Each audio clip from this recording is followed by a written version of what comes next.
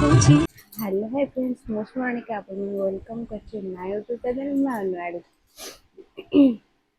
तो आपन माने जानते बाघर को जाइए बाघर तो बहुत मस्ती करिछु तो तार मोर बाघर सिल्की फोटो उठेलु अपनार मोर माने अधे वीडियो भी करिनी आपन माने देखिथिबे ଆଉ ଗୋଟେ କଥା ବି ମାନେ ବାହା ହେଇ ନଥିବ ଅଲଗା କଥା ବାହା ହେଇ ସାରିଲା ପରେ ଆଉ ଜଣେ ବାହା ହଉଥିବ ନିଜ ସାଙ୍ଗ ହଉ ନିଜ ଭାଇ ହଉ ନିଜ ଭଉଣୀ ହଉ ତ ସେ ଫିଲିଙ୍ଗସଟା ମାନେ ନିଜ ବାହାଘର କଥା ମନେ ପଡ଼ିଯାଏ ତ ସେମିତି ଇଏରେ ତ ଭିଡ଼ିଓ ବେଶୀ ବନେଇବି ଆଉ ଯେତିକି ବନେଇଯିବି ଆପଣମାନେ ବହୁତ ଭଲ ପାଇବା ଦେଲେଣି ଆଉ ଭାବୁଛି ଆଗକୁ ବି ଆପଣମାନେ ବହୁତ ଭଲ ପାଇବା ଦେବେ ଯେଉଁମାନେ ଦେଖିନାହାନ୍ତି ଯାଇକି ପ୍ଲିଜ୍ ଦେଖିଦେବେ ଆଉ ବହୁତ ମଜା ମସ୍ତି ହେଇଛି ଆଉ ସେ ଯୋଉନ ଆସିଥିଲା ଅଷ୍ଟମଙ୍ଗଳାକୁ ତା ବାପ ଘରକୁ ବୁଲିବାକୁ ମାନେ ଆମ ଗାଁକୁ ବୁଲିବାକୁ ସେଇଦିନ ହିଁ ମୁଁ ଭୁବନେଶ୍ୱର ରିଟର୍ଣ୍ଣ କଲି ଆଉ କହୁଥିଲା ଦେଖା କରିବା ପାଇଁ ବଟ୍ ସିଏ ଆସୁ ଆସୁ ତାର ଲେଟ୍ ହେଇଗଲା ଆମେ ଆସୁ ଆସୁ ପୁରା ସକାଳୁ ଆସିଲୁ କାହିଁକି ନା ଖରାରେ ତ ମୁଁ ବେଶୀ ଆସିପାରିବିନି ଆଉ ଖରା ଏତେ ଜୋରେ ଖରା ମୁଁ ଜମା ସହିପାରୁନି ଏଇ ଟାଇମରେ ଆଗରୁ ଖରାରେ ଚାରିଆଡ଼େ ବୁଲୁଥିଲୁ କିନ୍ତୁ ଏବେ ଟୋଟାଲି ମୁଁ ସହିପାରୁନି ଆଉ ତ କହୁଥିଲା ରହିବା ପାଇଁକା ବଟ୍ ମୋର ତାଙ୍କର ଡ୍ୟୁଟି ଅଛି ପ୍ଲସ୍ ତାଙ୍କ ଡ୍ୟୁଟିରୁ ଫୋନ୍ ବି ବାରମ୍ବାର ଆସିଥାଏ ଆଉ ସେ ରହିପାରିବେନି ତ ମତେ ଫେରେ ଆଣିବାକୁ ଯିବେ ସେତେ ଇଏ ହବା ଅପେକ୍ଷା ସେଥିପାଇଁକା ମୁଁ ବି ପଳେଇ ଆସିଲି ଆଉ ଗୋଟେ କଥା ବି ଘରକୁ ଯାଇଥିଲି ଘରେ ତ 6 ମାସରେ ରୁହନ୍ତିନି ତ ସେଥିପାଇଁ ଘରେ ବି ରହିପାରିଲିନି ବା ସପ୍ତାହେ ହିଁ ରହିଲି ତା ସପ୍ତାହେ ରହିକି ଶାଶୁଘରକୁ ଯାଇଥିଲୁ ଶାଶୁଘରେ 3 ଦିନ ଯୋଉଦିନ ଗଲୁ ତା ପରଦିନ ରହିଲୁ ତା ପରଦିନ ଆସିଲୁ 3 ଦିନ ତ ଘରେ ସପ୍ତାହେ ସେଠି ଏମିତି ହେଇକି ଟାଇମ୍ ପଳେଇଲା ଆଉ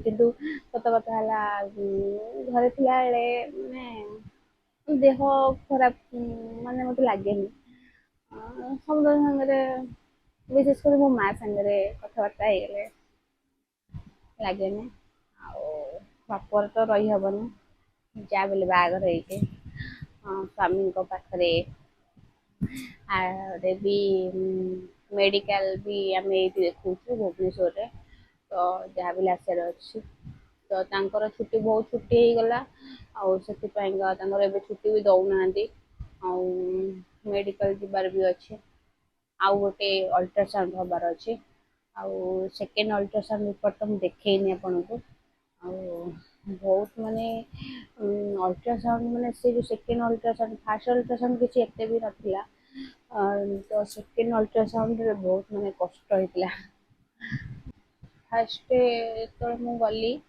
ଅଲଟ୍ରାସାଉଣ୍ଡ କରିବା ପାଇଁକା ସେତେବେଳେ ମତେ କହିଲେ ଶୋଇପଡ଼ ଅଲଟ୍ରାସାଉଣ୍ଡ ହବ ତ ଫାଷ୍ଟ ଖାଇଥିଲି ଅବଶ୍ୟ ବଟ୍ ତାଙ୍କ ଯେତିକି ଦରକାର ତ ସେତିକି ମୋ ବୋଧେ ପେଟରେ ବୋଧେ ନଥିଲା ଖାଇବା ତ ଖାଇକି ଯାଇଥିଲି ତ କିଛି ସମୟ ବସିଲା ପରେ କିଛି ସମୟ ମେଡ଼ିକାଲ ଡକ୍ଟରଙ୍କୁ ଦେଖେଇଲା ପରେ ଡକ୍ଟର ଅଲଟ୍ରାସାଉଣ୍ଡ ପାଇଁ ଦେଲେ ତାପରେ ଆମେ ଆସିକି ବସିଲୁ ଲାଇନ୍ ଦେଲୁ ତ ତାପରେ ମୁଁ ସିରିଏଲ ପଡ଼ିଲା ବେଳକୁ ଗୋଟେ ପେଟ ଭୋକ ପେଟରେ ଥିଲା ତ ସେ କହିଲେ କି ନାଇଁ ଅଲଟ୍ରାସାଉଣ୍ଡ ହେଇପାରିବନି ଆଡେ ବି ଯେତେବେଳେ ସେ ଅଲଟ୍ରାସାଉଣ୍ଡ ଇଏଟା ଲଗେଇଲେ ଛୁଆ ବି ଦେଖାଦେଲାନି ମାନେ ଛୁଆଟା ଦେଖାଦେଲେ ଫଟୋଟା ସେ ସେଇ ହିସାବରେ ଉଠେଇବେ ତ ଦେଖାଦେଲାନି ଆଉ ମତେ କହିଲେ କି ଯାଆ ଖାଇକି ଆସିବ ତାପରେ ମୁଁ ଗଲି ଖାଇକି ଆସିଲି ତାପରେ ଖାଇକି ଆସି ଫେରେ ଅଲଟ୍ରାସାଉଣ୍ଡ କଲି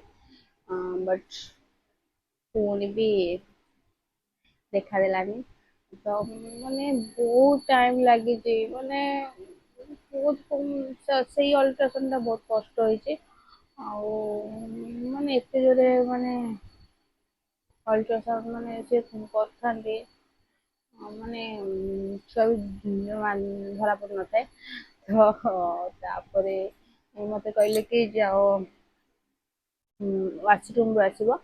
ତ ମୁଁ ଆସିଲି ମାନେ ଏକ କରିକି ଆସିଲି ତ ତଥାପି ବି ହେଲାନି। ତ ଯାଇକି ଲାଷ୍ଟ ଇଏରେ ବହୁତ କଷ୍ଟ କରି ନିହାତି ଅଧଘଣ୍ଟା କାଳ ମୋ ପେଟରେ ଅଲଟ୍ରାସାଉଣ୍ଡ ମାନେ ସେଇ ଇଏଟା ମାରିଛନ୍ତି। ଲାଷ୍ଟରେ ଅଧଘଣ୍ଟା ପରେ ଯାଇକି ସେ ମୋର ଜଣା ପଡ଼ିଲା। ତ ଦେଖିବେ ରହିଥାନ୍ତୁ ଦେଖଉଛି ମାନେ କେତେ କଷ୍ଟରେ ଛୁଆ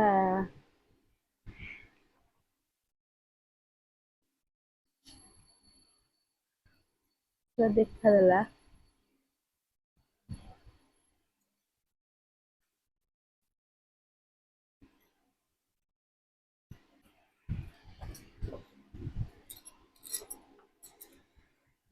ତ ଏଇଟା ହଉଛି ଏମଟି ସ୍କାନ। ତ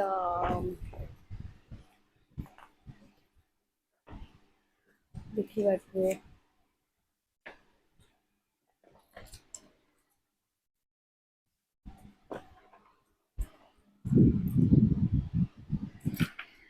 ତ ଏଇ ଗୁଟାକ ହବା ପାଇଁକା ମାନେ ଏମଟି ସ୍କାନ ହବା ପାଇଁକା ବହୁତ ଟାଇମ ନେଇଯାଇଥିଲା। ବହୁତ ଟାଇମ ତ ମାନେ ବହୁତ ଏତେ କଷ୍ଟ ଲାଗିଥିଲା ମାନେ କହିବି ହବନି। ଆଉ ଯାହା ହଉ ଭଲରେ ଭଲରେ ତ ହେଇଗଲା। କଷ୍ଟ ପରେ ବି ଭଲରେ ହେଇଗଲା। ଆଉ ତାପରେ ଥାର୍ଡ଼ ଅଲଟ୍ରାସାଉଣ୍ଡ କେବେ ହବ ତ ତାଙ୍କ ବାର ଅଛି ତ ବାରିରେ ଯିବାର ଅଛି। ତ ଦେଖାଯାଉ ତାଙ୍କର ଛୁଟି ମିଳୁଛି କି ନାହିଁ। ତ ଯିବାର ହବ।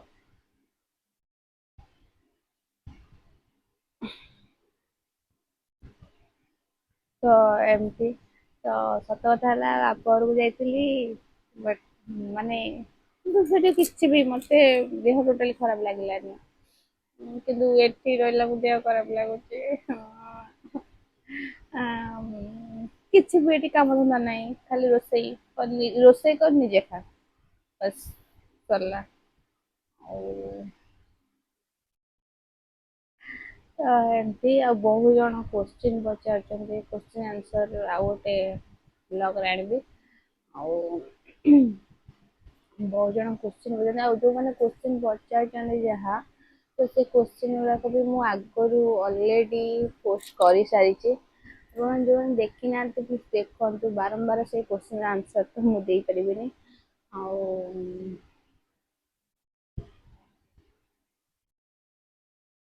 କୋଶ୍ଚିନ୍ ଆନ୍ସର ମୁଁ ବାରମ୍ବାର ଦେଇପାରିବିନି। ଏମିତି ଆଉ ଆଜି ହଉଛି ସ୍ନାନ ପୂର୍ଣ୍ଣିମା। ପ୍ରଭୁ ଜଗନ୍ନାଥଙ୍କର ସ୍ନାନ ପୂର୍ଣ୍ଣିମା ଆଜି ତ ନିହାତି ବର୍ଷା ହବ। କାହିଁକି ନା ସ୍ନାନ ପୂର୍ଣ୍ଣିମାରେ ପ୍ରଭୁ ଶ୍ରୀ ଜଗନ୍ନାଥଙ୍କୁ ଗାଧୋଇବା ପାଇଁ ସ୍ଵୟଂ ଇନ୍ଦ୍ର ଦେବତା ଆସିବେ। ତ ବର୍ଷା ତ ନିହାତି ହବ ଭାରି ଇଚ୍ଛା ଥିଲା ଦେଖିବା ପାଇଁକା ବଟ୍ ମାନେ ରଥଯାତ୍ରା ବଟ୍ ସେ ଟାଇମରେ ତ ଯାଇ ହବନି। କେଜାଣି ଜଗାର କୋଉଦିନ ଡୋରି ଲାଗୁଛି। ରଥଯାତ୍ରାରେ ମାଙ୍କୁ ପଚାରୁଥିଲି ତମେ ଯାଇଛ? ନା ହଁ ମୁଁ ଯାଇଛି ରଥଯାତ୍ରାରେ ଭିଡ଼ ଜବର ହୁଏ ନା। ହଁ ବଟ୍ କେବେ ଡୋରି ଲାଗୁଛି ଜଗାର ମୁଁ ଜାଣିନି କିନ୍ତୁ ନିଶ୍ଚୟ ଯିବି। ଜଗାର ଡୋରି ଥିଲେ ଆଉ ଏଟା 15 ଦିନ ଜଗା ପୁରା ଅଣସର ଘରେ ରହିବ। ତାକୁ ବି ଜର ହବ ଆମକୁ ଯେମିତି ଦେହ ଖରାପ ହୁଏ ତାର ବି ଦେହ ଖରାପ ହବ।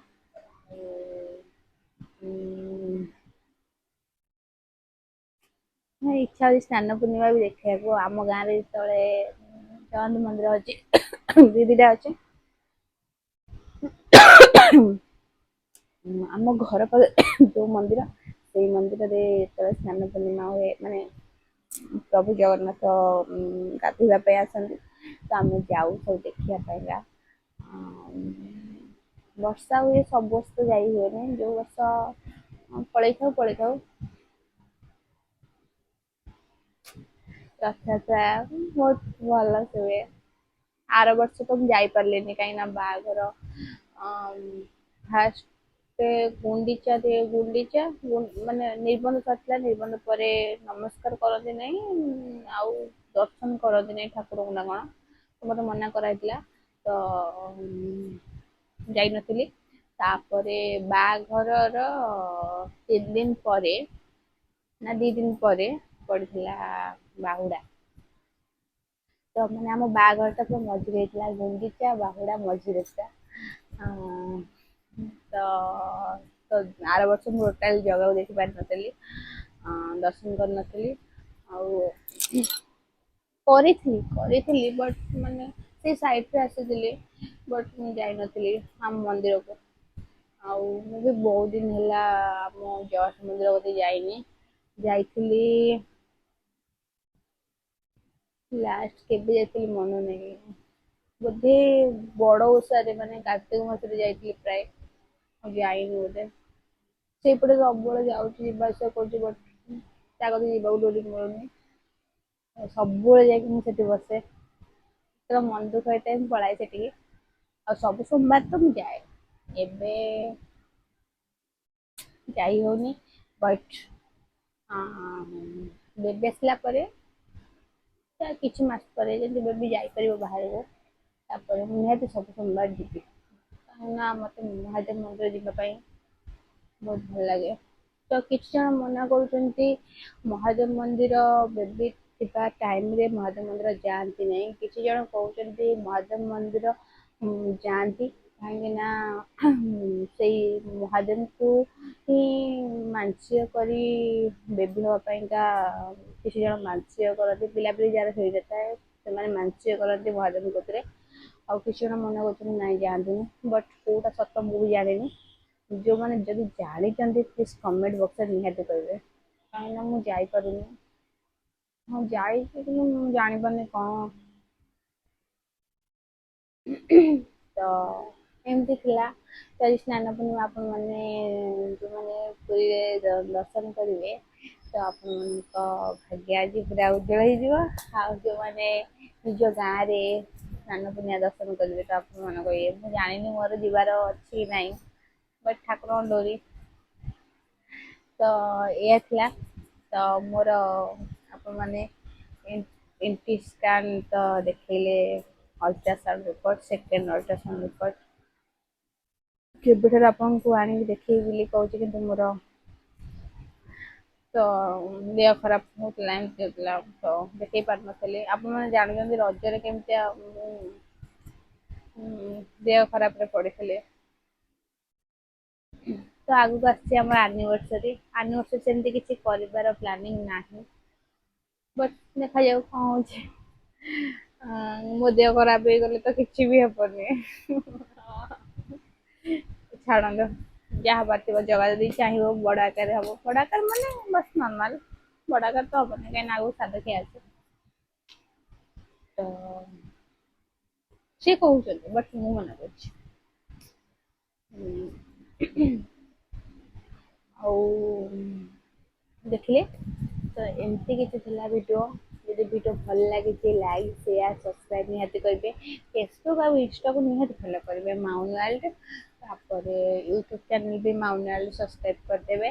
ଆଉ ବେଲ୍ ଆଇକନକୁ ନିଶ୍ଚୟ ପ୍ରେସ୍ କରିବେ, କାହିଁକି ନା ନୂଆ ନୂଆ ଭିଡ଼ିଓ ଆସିଲେ ଆପଣମାନେ ଆଗ ଦେଖିବେ। କାହିଁକି ନା ମୁଁ ଏତେ ଭିଡ଼ିଓ ପକଉଛି, ଆପଣମାନେ କେମିତି ଦେଖିବେ? ମାନେ ସବସ୍କ୍ରାଇବ୍ ଆଉ ବେଲ୍ ଆଇକନକୁ ପ୍ରେସ୍ କରିଥିଲେ ସିନା ଆପଣମାନଙ୍କ କତିକି ଆଗ ଆସିବ, ଆପଣମାନେ ଦେଖିବେ। ଆଉ ଏମିତି ଥିଲା, ନେକ୍ସଟ ଭିଡ଼ିଓରେ ଦେଖାହବ ଆଉ କିଛି ଭିଡ଼ିଓ ସହିତ। ତ ଭିଡ଼ିଓ କେମିତି ଲାଗିଛି କମେଣ୍ଟ ବକ୍ସରେ ନିହାତି କମେଣ୍ଟ କରିବେ।